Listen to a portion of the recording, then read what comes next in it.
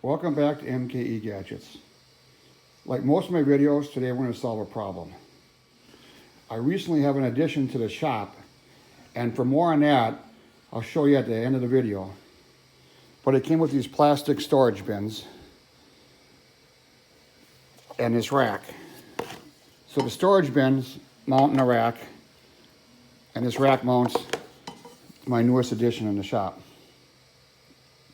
I want to mount these bins on a wall, and I don't want to have to modify this and drill holes into this. I looked around my material rack.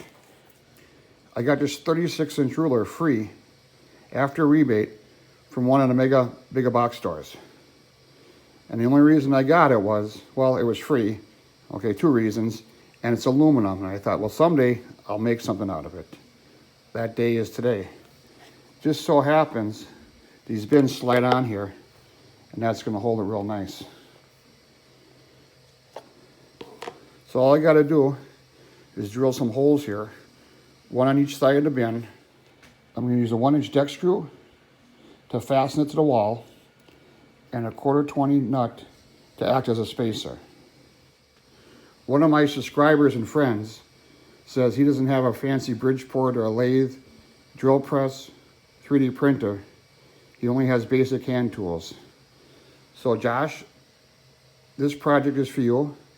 I'm not going to use any fancy tools. In fact, I don't even need a ruler because all my measurements are going to be made on here.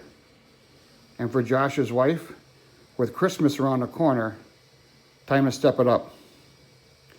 All right, so let's do some layout here. So this yardstick is 1 1/8 inches wide.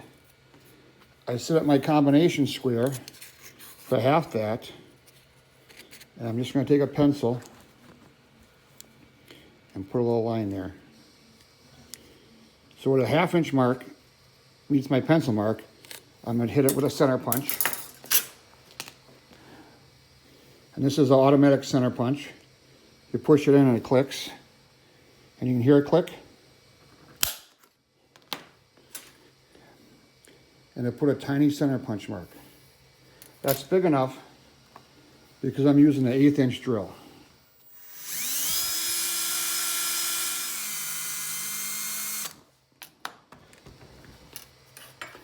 The next hole I drill, I get a sharper drill bit. And the deck screw will fit in there.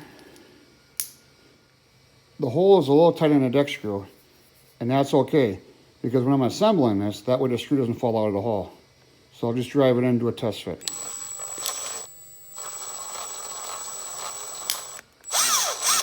And that's gonna work perfect. I get my bin spaced on there, and here I'm at 5.5 inches. Take my little square.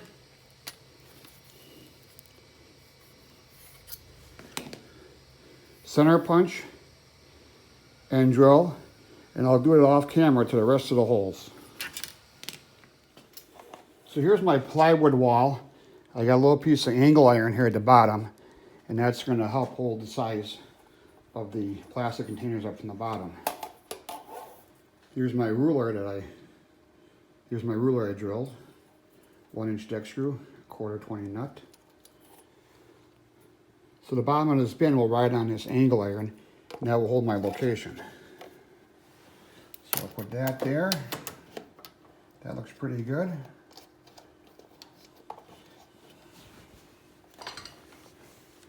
And I'll come in. So I'll come down, find my location, and drill it. We'll see how that is.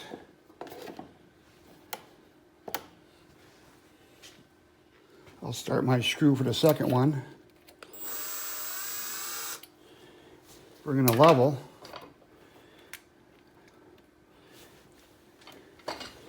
And get that as level as I can. That looks good right there.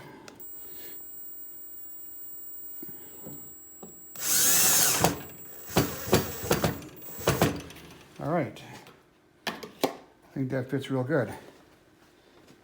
Off camera, I'll do the rest of them, and we'll come back and take a look. These bins are holding accessories for the latest addition to my shop, and that's a welding table. Let's swing over and take a look at that. So here's my new welding table. It's a Rhino cart, and it came with all these hold-down clamps and accessories. Originally, the bins are supposed to sit down here, and if you're welding up here and grinding, it's just going to be a matter of time before these bins are all full of grinding grit. And that's why I wanted to move it to a different location. So next I got to come up with a way of storing all of these clamps and accessories, because they're sitting down there on the pegboard. And again, that's just going to get full of grit. Who wants to bend over way down there when you got your welding helmet and your welding jacket on and you get some tools? I don't know how I'm going to do it, but I'll come up with something. This is MKE Gadgets. Thanks for taking your time to view this video. Please support me by subscribing to my channel and sharing this with your friends. Thanks, we'll see you tomorrow.